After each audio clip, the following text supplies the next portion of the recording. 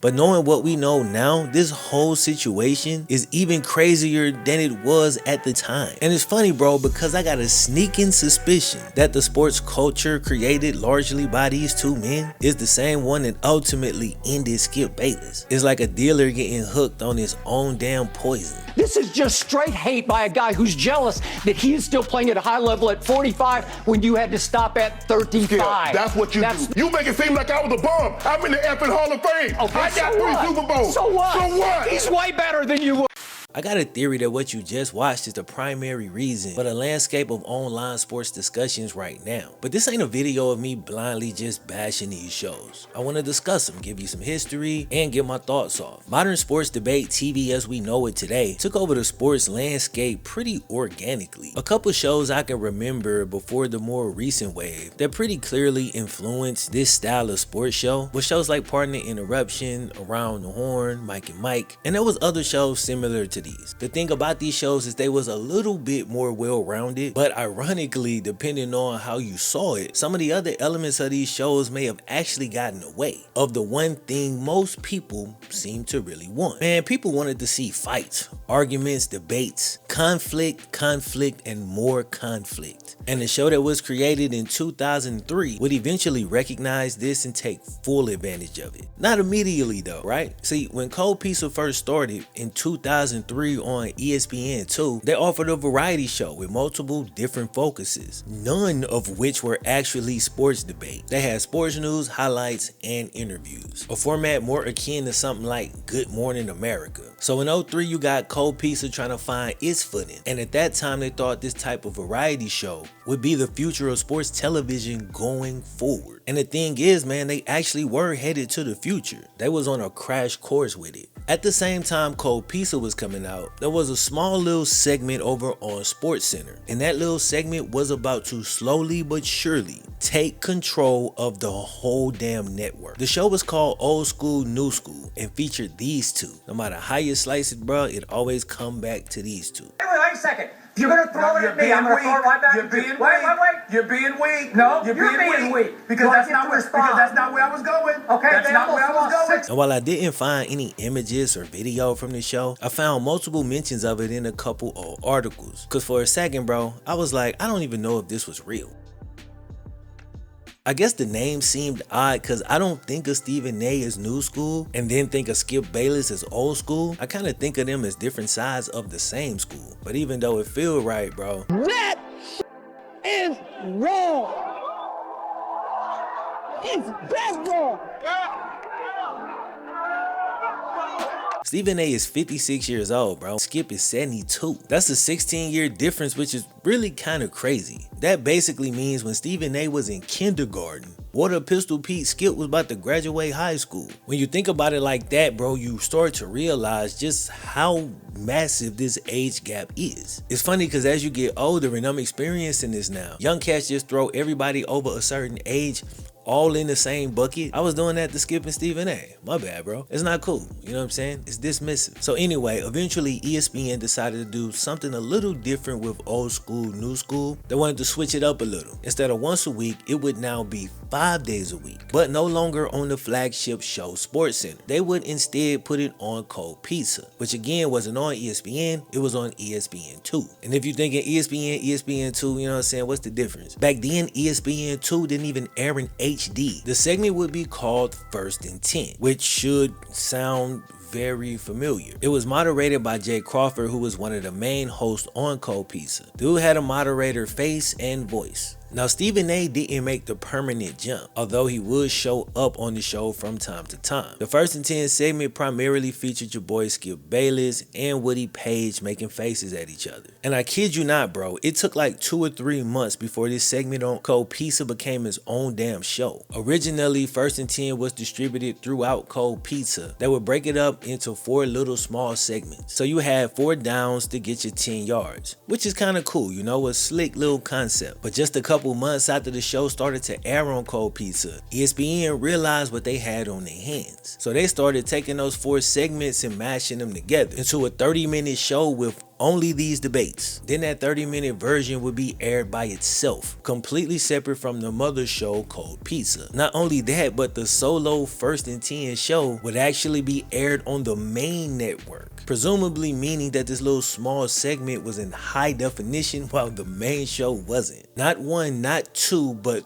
3 years later, ESPN would move Cold Pizza to the main network. And if you thinking Cold Pizza finally came up, nah bruh, this was a setup. During the same month that Cold Pizza moved to the main network, they also aired the final episode of their show. The show was then promptly replaced by a brand new show. What was the name of it again? Oh yeah, First Take. Alright man, today's video is sponsored by BetterHelp. Therapy can be incredibly helpful, whether it's through BetterHelp or through another form of therapy. It's healthy to have a safe and professional environment to unpack if you feel you in a rough state mentally. I've done therapy in the past, man, both through BetterHelp and in-person therapy. You know what I'm saying? I tried them both. For me, these was good experiences and I picked up some tools that I was able to take with me and they continue to help me till this day. Pride is one of them things that keep a lot of people away from therapy. Or your folks might look at you a little crazy just depending on your background. And listen bro, the fact is man, nothing is for everybody. But you won't know if it's for you or not until you actually try it. Today's sponsor, BetterHelp, can connect you with a therapist who's trained to listen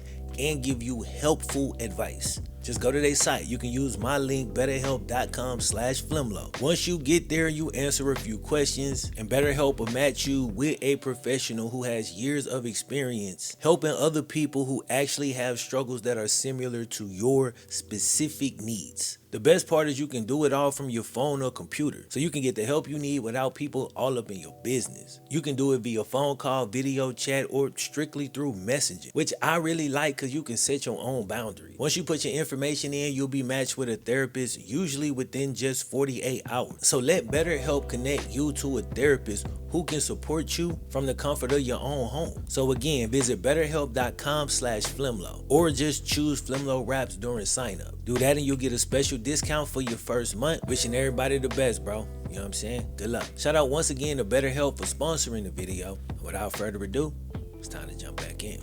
During the same month that Cold Pizza moved to the main network, they also aired the final episode of their show. The show was then promptly replaced by a brand new show. What was the name of it again? Oh yeah, First Take. Now in the beginning, First Take was still Cold Pizza. It was basically the same show with more resources put in it. It was now in HD and on the main ESPN channel, and it was slowly morphed over the next 3 or 4 years. During that time, man, Skip Bayless and his debate bros got more and more popular with every hot take. And it took a while, but finally by 2011, your boy Skip became the focal point of the whole show, as it shifted from a morning show with debate segments into a full-fledged sports debate show. A year later, they hired Stephen A as the permanent co-host, and just like that, Modern Sports Media TV was born. But how did the people feel about this? Once this change was made, the show's ratings jumped 58% in viewership, bro. And you know how the NFL be saying it's a copycat league?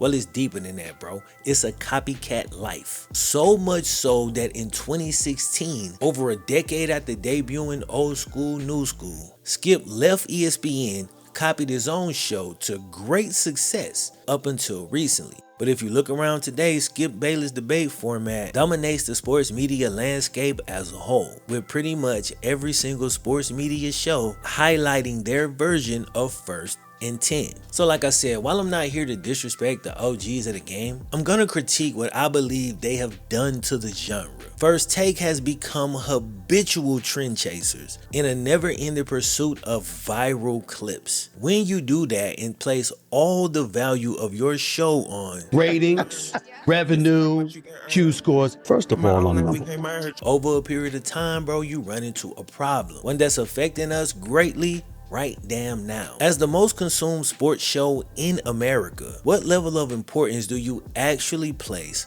on your show being good? Not only getting viewership, but being good. Contrary to popular belief, I do not believe being good and getting views are exactly the same thing. Honestly, I'm gonna be real, bro. I think that is obvious, but I don't think most people feel that way when you look at certain arguments. They might argue that a specific artist is the best because they sell the most. This movie is the best because the most people went to go see it. That show can't be great because not that many people watch it. Bro, you see these type of arguments all over the place. It doesn't mean you can't sell the most or you can't get the most viewership and put out the best show. You can do both simultaneously or one at a time. The point is, these two things are absolutely separate. The simplest analogy I like to use is that McDonald's ain't a better restaurant than Ruth Chris, but I promise you McDonald's sell a lot more burgers than Ruth Chris sells steaks, but that don't make them better. McDonald's will beat them every time when it comes to raw numbers, despite obviously serving a lower quality of food. Don't take that the wrong way. I'm not dissing fast food. They both are important and they both provide value. But if you swing too far in that fast food direction, the whole country ends up sick and overweight. The landscape in sports fandom seems comparable to that, since the algorithms mostly promote junk food. But like I said, bro, there's value in being able to consume something quick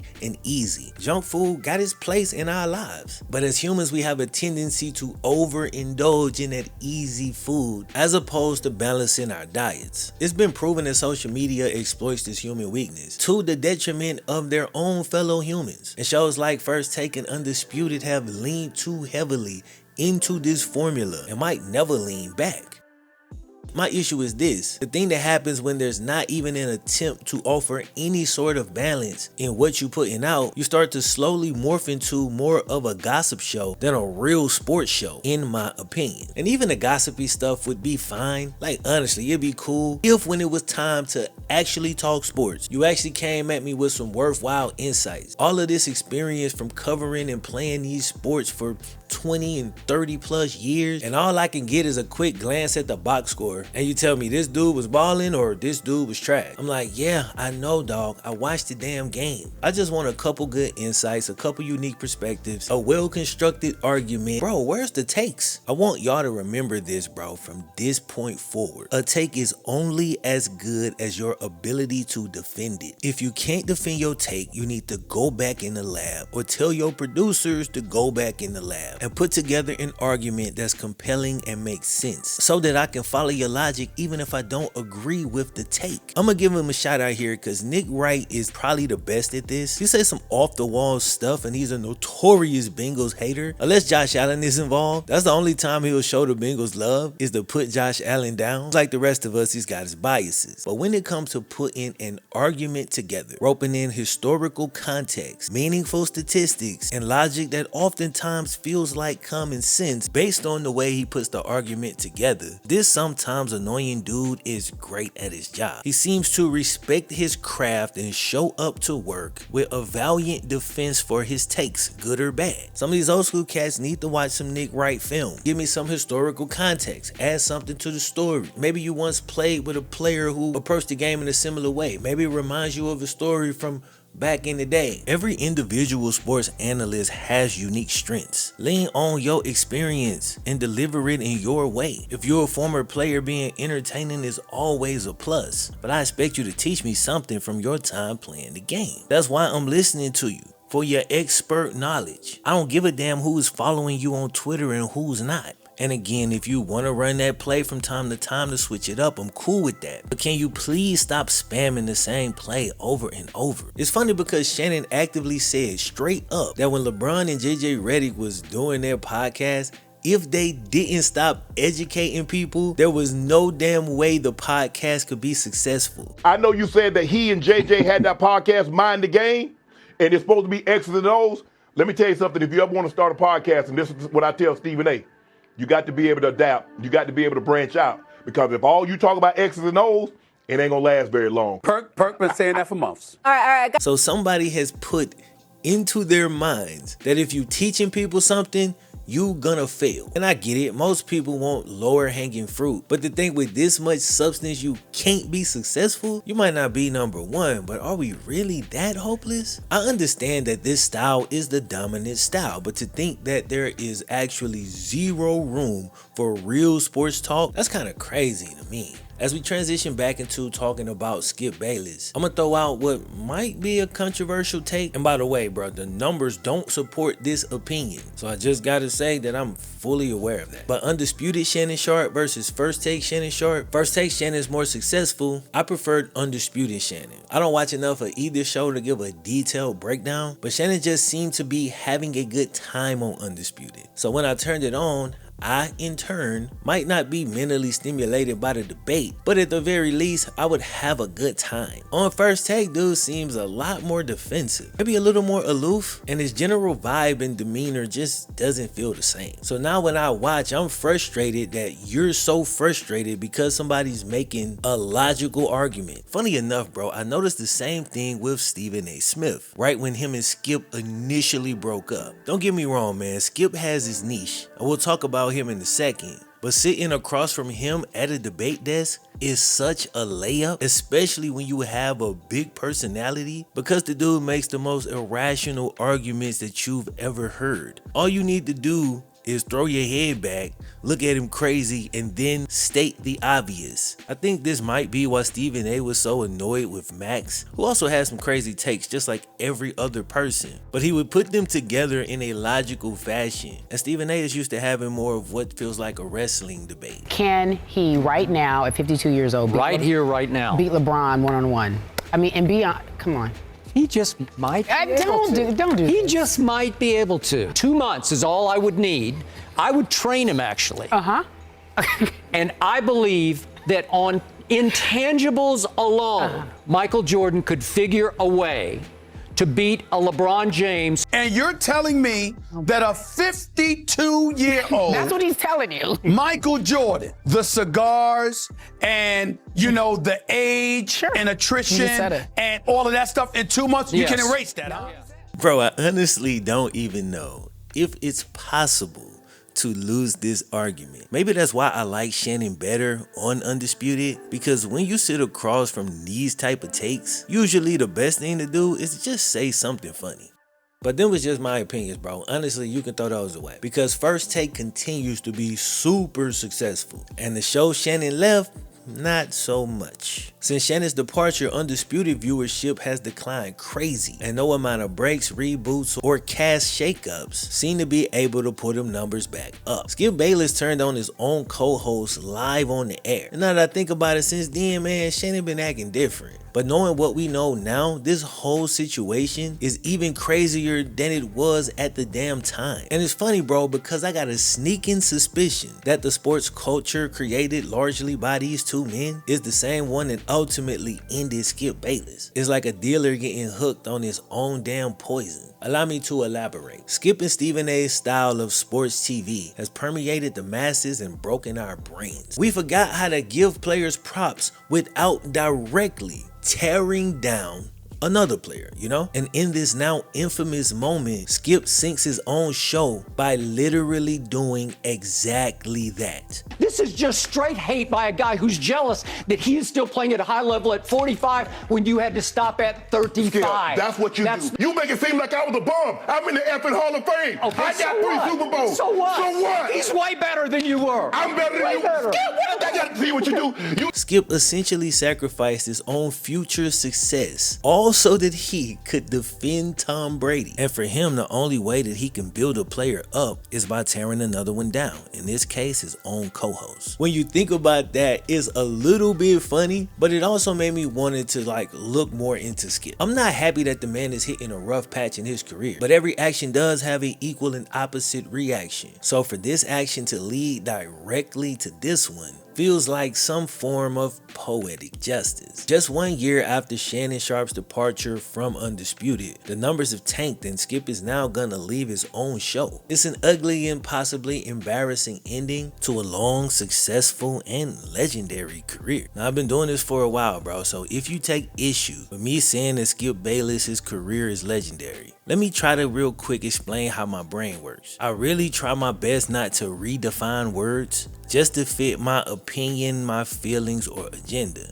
I don't believe Skip Bayless has left a positive mark on the sports media landscape. That's my opinion. But the fact of the matter is, the footprint he's left, as I've literally alluded to throughout this video, is massive. Dude really changed the damn game. So for better or for worse, that's legendary status. You can't tell the story of sports media without mentioning Skip Bayless. Dude started as a journalist around 1974 at a very young age. He was only 23. He won Texas Sports Writer of the Year 3 different times in 1979, 84, and again in 86. And he had to grind for it, bro. He didn't get on TV until 13 years after he started writing in the papers. He did guest appearances and short segments for damn near everybody. He even spent a couple years commentating on the Golf Channel. When his format took off, Skip Bayless became one of the most dominant archetypes that people try to copy. Whether you like it or not, dude is that influential. So you might not have that much love for him, but you do have to respect him. And people push back against me for saying that before, but bro, I stand by it. Like, regardless to how you feel and regardless to how I feel about the quality and all of that, you still gotta do the work. And when you do the work and you win, that don't mean I think you the best, but just because I don't think you the best doesn't mean that I don't respect the work. You know what I'm saying? It's a little bit complex, but it's really not. We just got too used to letting the politicians tell us how to think. Now, with that said,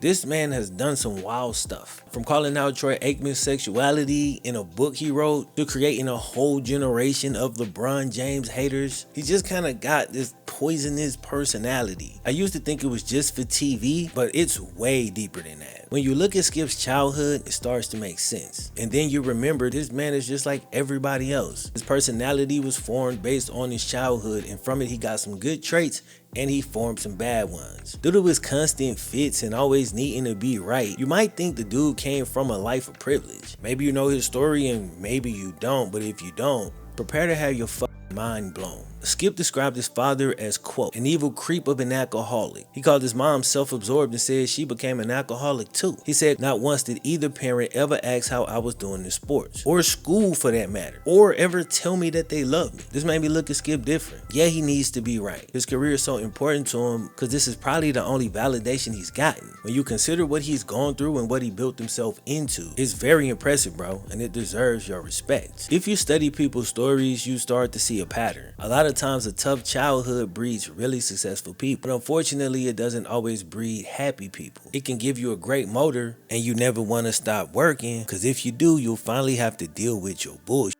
We can all probably relate to this to some extent or another, and if you think you can't relate, then you probably the main one. A lot of y'all disagreed with me when I said he sounded like a fool for going on a podcast and proudly proclaiming that his wife would always come second to his career. But I still feel the exact same way I felt before. Ideally, for a happy life, one with true fulfillment, that's not the type of attitude you want to adopt. But if you value material in the way other people perceive you above your close relationships, then you might adopt that attitude. And even if you felt that way, why would you go on a solo podcast and air your wife out for the whole world to hear? I guess my thing is like, bro, why would you do her like that? Even if you felt that way, why do you feel the need to embarrass her? But looking at his childhood, for me, recontextualizes it, and I still feel the same way, but now I actually have an answer to my question, which was why.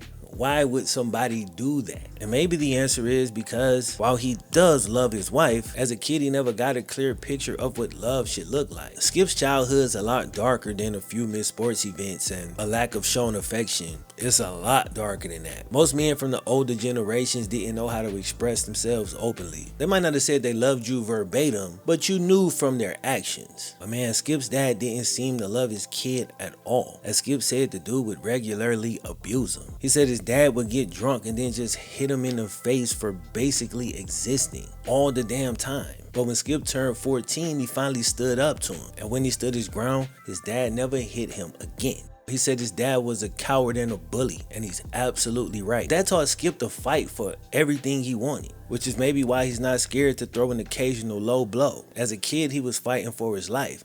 And now as an adult, as he has stated, his career is his life. So I guess in a way, he's still fighting for the same thing. But his childhood may have also inadvertently taught Skip Bayless how to be a bully, how to throw constant shots at other human beings for basically just existing. Obviously, what he's doing isn't physical abuse, but to hate this damn hard for 20 plus years, bro, that is not normal. Now that Skip is gonna be leaving FS1, and it's been reported that his former employer, ESPN, has no interest in a reunion, I have to wonder what's up next for the emotionally damaged TV legend.